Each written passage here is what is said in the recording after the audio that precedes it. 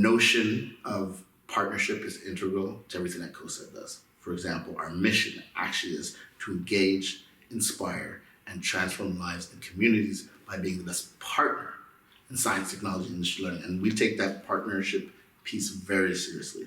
And so that's the really brave, amazing, liberating understanding of the STEM ecosystem, because what they do is through partnership, and they're bigger and better because of their network of partners. So it was a natural fit for COSI to work with them.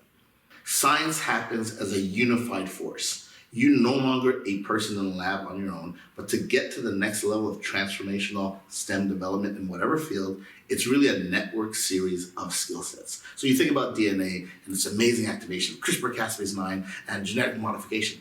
Well, that doesn't happen without computer science, which doesn't happen without physics, doesn't happen without chemistry, doesn't happen without bioinformatics. There's all these fields that work together. Same thing with robotics, same thing with transportation, same thing with the cell phones that we communicate. All these technologies are dependent on 5, 10, 15 different disciplines that work in concert to move us forward in a STEM-filled society, right?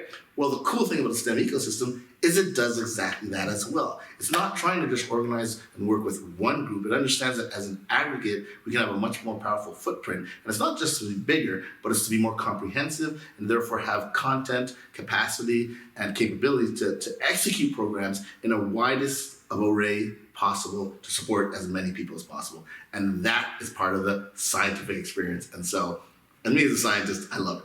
Just seeing all these people that you knew from previous lives or even recently collaborating through Zoom, and now you get to see them in person, to convene them in person was just really cool. But then for me personally, Captain Barrington Irvin and I have a close relationship. I've been a fan of his, like the rest of the world, for over a decade now. And to meet up with him here, not just meet up with him in general, which is always cool, if I'm hanging with him in Miami, but to meet up with him at a STEM ecosystem conference was really meaningful. So it was just so nice to see him there and, you know, just follow his work and you know, Miss Golden's work, and then everybody else has contributed to this conference. It's just really cool.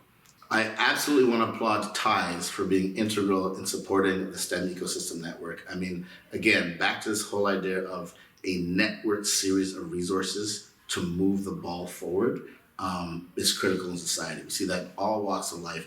And for TIES and STEM ecosystem and the other folks who helped put this on to be forward thinking, to understand the importance of doing this, just want to say a huge thank you. Great job, and please rely on myself personally, COSI professionally, however we can contribute, want to stay part of this boat that is rowing and navigating the seas in effective ways.